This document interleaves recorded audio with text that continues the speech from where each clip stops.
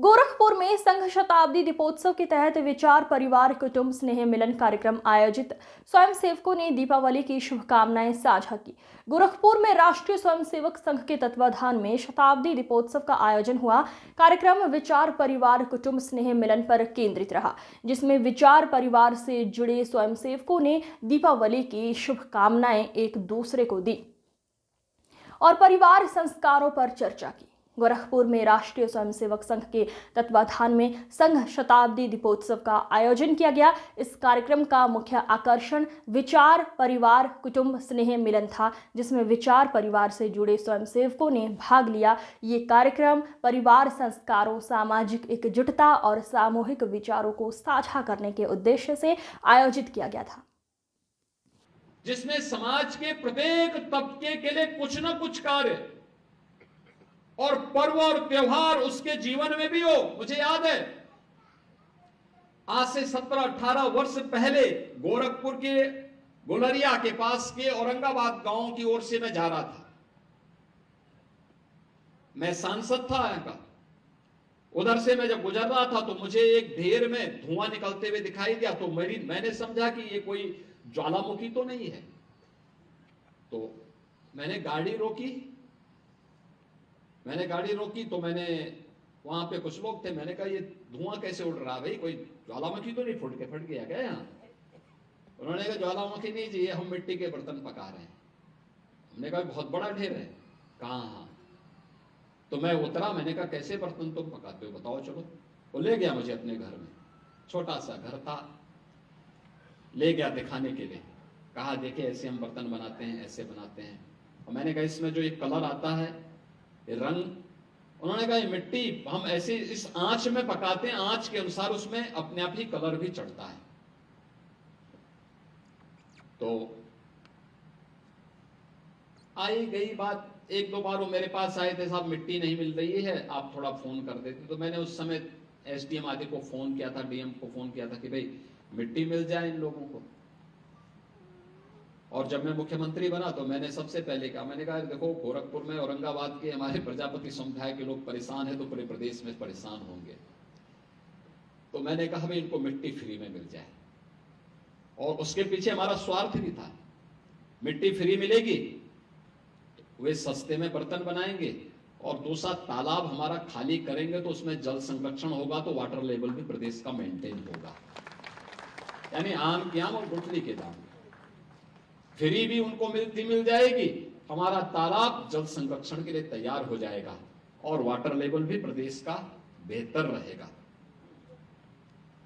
और जब one district one product की योजना हमने लागू की तो मैंने कहा कि गोरखपुर में औरंगाबाद का टेराकोटा को जोड़ लो, थोड़ा प्रजापति समुदाय के लोगों को इसी बहाने सम्मान मिल जाए। अखिलेश यादव ने कभी इनकी पीड़ा को समझा होता ना तो इतना बचकाना बयान नहीं देते। और इसीलिए कहते हैं, इसी के लिए कहा गया है ना कि गद्दी विरासत में मिलती है, बुद्धि नहीं मिलती है। बुद्धि नहीं मिलती है, उसके लिए प्रयास करना होता है। और कुछ लोगों की आदत होती है, उनके जीवन भर उनका बचपना नहीं जाता है, उस प्रकार की हरकतें वे कर ही देंगे। और यही हरकत वे आज भी कर रहे हैं। उन्होंने कहा दीप जलाने की आवश्यकता क्या है, यानी उनको दीपावली से नफरत है। यानी अब तक तो हम सोचते थे कि अयोध्या में राम जन्मभूमि से और हिंदू तीर्थों से ही इनको नफरत होगी। आप याद करिए, जब हमने ब्रज तीर्थ विकास परिषद का गठन किया था तो उन्होंने कहा था कि मैं सेफाई में दुर्योधन की मूर्ति लगाऊंगा। मैंने कहा कंस की भी लगा दीजिए भाई, हम तो भगवान कृष्ण की मथुरा को और वृंदावन को सजाएंगे, संवारेंगे, क्योंकि भाई हम लोगों के संस्कार हैं, ये हमारे संस्कार हैं। ये आपको कंस और दुर्योधन प्यारे हैं, आप उनकी लगाइए, ठीक बात है। और यही बात उन्होंने इस बार यहां पर भी कही दीपावली के अवसर पर। यानी वे रामद्रोही ही नहीं है, कृष्ण द्रोही भी हैं और सनातन पर्व और त्योहारों के द्रोही भी हैं। किस प्रकार का दोहरा चरित्र लेकर के लोग कार्य करते हैं।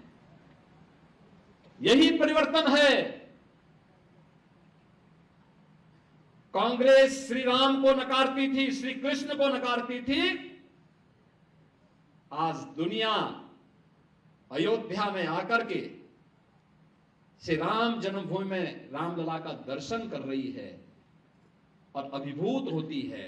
मैंने वह दृश्य देखा है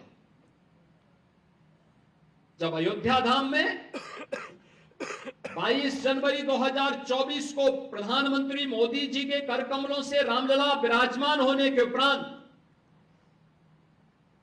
उस दिन समाज के अलग अलग नेतृत्व वर्ग ने अयोध्या धाम में दर्शन किया था, रामलला का दर्शन किया था। लेकिन मुझे इस बात की जानकारी थी कि 5 लाख लोग अयोध्या धाम में पहले से ही रुके हुए हैं, अलग अलग आश्रमों में, अलग अलग स्थानों पर, और ये लोग अचानक दर्शन करने के लिए निकलेंगे। हम लोग प्रातः काल ही अयोध्या धाम पहुंच गए थे व्यवस्था देखने के लिए, क्योंकि श्री राम मंदिर पहले पहले बना था, अन्य कार्य भी चल रहे थे। अचानक भीड़ होगी, कैसे सब संभाली जाएगी व्यवस्था। मैं बहुत चकित था। व्यवस्था में लगे हुए स्वयंसेवक और पुलिस के कार्मिक तो उस अभियान के साथ समर्पण भाव के साथ जुटे थे। लेकिन जो सबसे बड़ी बात मुझे देखने को मिली थी, देश और दुनिया से आया हुआ व्यक्ति जो आता था, कोई जमीन को चूमता था, कोई पिलर को पकड़ता था, किसी की आंखों से आंसू आ रहे हैं। हम पूछते थे आंखों से आंसू क्यों? मैं इसलिए पूछता था, ऐसा